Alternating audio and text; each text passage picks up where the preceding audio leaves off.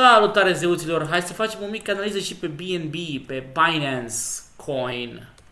Hai să vedem ce vrea să ne facă nouă Binance Coin-ul BNB-ul. Este la 534 de dolari. Da? Și ce-a făcut Binance Coin-ul? Bă, Binance Coin-ul e la limite, ca să zic așa, da? A creat un canal din vară, a creat canalul ăsta ascendent, la corecția aceasta agresivă din 5 decembrie, s-a dus exact la suportul canalului. A făcut o mică testare la canal și la 0.382, da? Însă a revenit înapoi peste EMA Ribbon pe o zi și a continuat să se ducă așa până când? Ei bine, până pe 13 decembrie.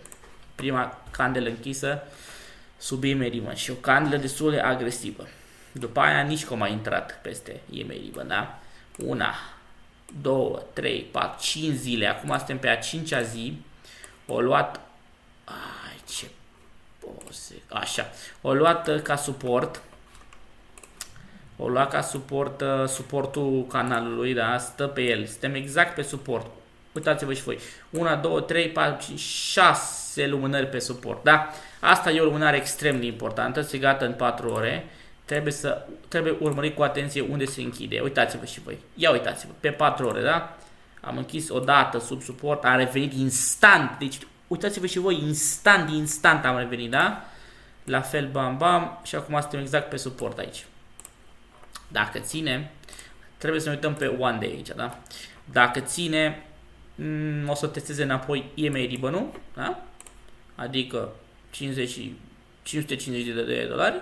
Dacă rupe, luăm ca suport, plecăm mai departe 638, ulterior continuă bull market-ul 700, mă rog, un posibil nou all-time high sau chiar o mică retestare la all-time high-ul precedent, da? Dacă ține suportul și dacă Bitcoin-ul se duce în sus. Dacă Bitcoin-ul nu se mai duce în sus și se duce înapoi la 42.000 ulterior să pice, e jale, da? Și dacă nu ține nici suportul ăsta, oricum, moneda asta s-a ținut foarte bine. În comparație cu alte monede s-a ținut extrem de bine pe picioare, da? Am făcut aici testare exact la 0.618 la Golden Pocket. Deci sunt șanse teoretic destul de mari să testăm din nou EMA Ribbon-ul și să străpungem. Corecție, vedem că suntem în plină corecție, dar cumva se diminuează ușor. Pe 4 ore încă continuă valul impulsiv, ceea ce e destul de ok. Da? Uite, o rup, cred că rezistența, o secundă. Uitați aici. A rupt rezistența acum, da? Și e posibil să avem o testare aici, la 544. Garant, de fapt, sunt destul de sigur, da? Sunt în proporție de 80% sigur că o să se ducă aici. Să facă o testare. Da? De fapt, acum se închide lumânarea în 31 de secunde. Vedem următoarea lumânare. Teoretic, văd că ține suportul ăsta, da? Pentru că se închide acum în 20 de secunde. Ar trebui să ne ducem aici, da? Dacă mai retestează încă o dată ăsta și nu ține, aici ne ducem. La 508. Ar fi următorul target de urmărit. Însă pare că a rupt rezistența și că vrea să se ducă la EMA Ribbon să dea o testare. Da, așa pare că vrea să facă. Hai să vedem și targeturi pe Binance Coin. E o monedă, nu mai e sens să mai zic, da, este Binance Coin, frate. E de cel mai mare, cel mai șmecher exchange din lume, da? Clar că e un proiect extrem de solid, cu niște oameni mari în spate. Bun. Păi, dacă se duce în sus, v-am explicat. Mai întâi dă testare la EMA Ribbon pe 4 ore, ia ca suport, după aceea testare la EMA Ribbon pe o zi, 552, rupe ea ca suport, ne ducem înapoi la 634, după aceea la all-time high, după aia la un nou all-time high, ca să zic așa. Dacă nu ține suport, direct aici. Garantat 100% la 508, 496, da? O să facă ceva de genul, dacă nu ține nici ăsta, garantat aici la 0.5. Da? Bun. De aici se duce aici la 0.618. Da?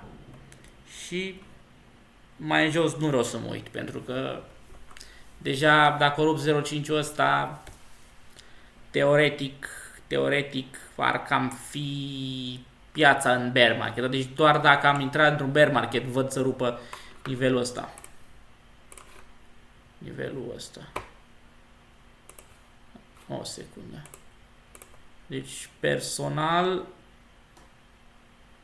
văd să rupă nivelul ăsta de 451, 441 doar în bear market. Asta e părerea mea, da? Posibil să mă înșel, posibil să nu mă înșel, orice e posibil într-o astfel de piață. Dar eu asta tind să cred. Bun. Fiți atenți acum ce face lumea asta pe o zi. Foarte, foarte atenți. Dacă ține suportul, se duce aici, da? La 552. Dacă nu ține, se duce mai jos. Pe 4 ore, v-am explicat. A ținut suportul și pare ușor, ușor că vrea să se ducă aici. Da, pare ușor, ușor că vrea să se ducă aici, da? La 543. 543 se dea o testare. Bun, cam asta a fost. E o monedă cu potențial, răbdare, că moneda asta e puternică și nu doar că e puternică, dar a rezistat și în fața unei corecții extrem, extrem de agresive. Hai, o secundă să văd ceva.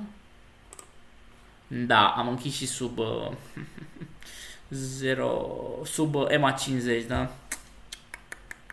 Și sub EMA Ribbon, deci trendul clar. Deci trebuie neapărat să intrăm peste EMA Ribbon, neapărat, da? Deci neapărat trebuie să testăm acum EMA Ribbon pe o zi. Dacă ținem suportul ăsta, neapărat trebuie să testeze EMA Ribbon pe o zi și să rupă. Dacă nu rupe și ia reject, garantat o să se ducă aici. O să se corecteze și mai mult de atâta. Da? Cam asta a fost tot pentru BNB. Vă țucă fratele vostru tare rău de tot. Aștept opinia voastră în secțiunea de comentarii.